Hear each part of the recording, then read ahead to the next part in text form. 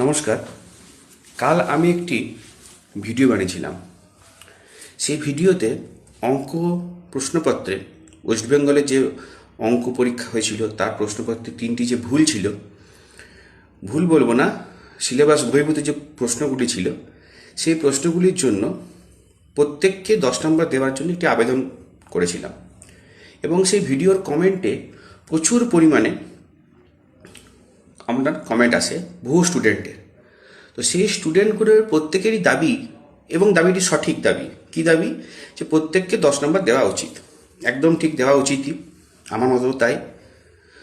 এবং আজকে আমি একটি হোয়াটসঅ্যাপ গ্রুপে, যদিও সেটি সরকারি গ্রুপ নয়, সেখানে একটি কাউন্সিলের যিনি সভাপতি তার একটি ইমেলে স্ক্রিনশট পাই।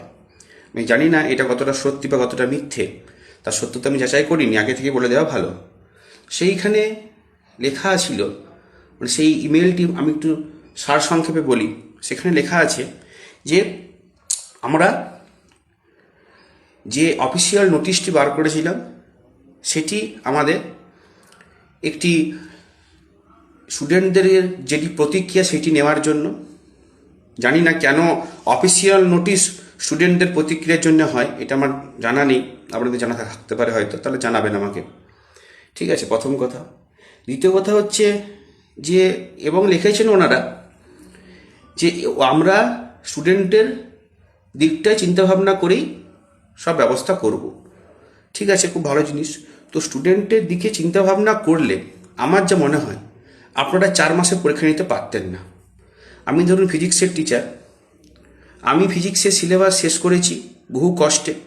এবং সিলেবাস দেখুন, ফিজিক্সটা শেখানোর জন্য সিলেবাসটাকে যখন পড়াবো তখন খুব ভাস্টলি পড়াতে হয়, কারণ আমি জানি ক্লাস 12-এর পরে থাকে জয়েন্ট। সেই জয়েন্টের জন্য যখন ওদেরকে পড়াবো তখন নিশ্চয়ই আমাকে এতটাই ডেপথ থেকে পড়াতে হবে যাতে তাদের পরবর্তী ক্ষেত্রে সুবিধা হয়। সেটা আমি করতে পারিনি। মোটামুটি যতটা সম্ভব করার চেষ্টা করেছি, 4 মাসে যা করা সম্ভব। ঠিক আছে, তো আমার মনে হয় না কাউন্সিল প্রথম থেকে স্টুডেন্টের জন্য ভেবে আসছে। এবং দ্বিতীয় কথা, যে কাউন্সিল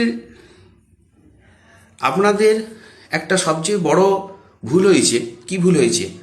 যে 4 মাসে আপনারা ছেলেদেরকে পরীক্ষা নিতে পারেন, কিন্তু 3rd সেমিস্টার হওয়ার পর 4 মাসে আপনারা একটা কোশ্চেন পেপারের জন্য পর্যাপ্ত তথ্য যিনি কোশ্চেন তৈরি করবেন তাকে প্রদান করতে পারেন না।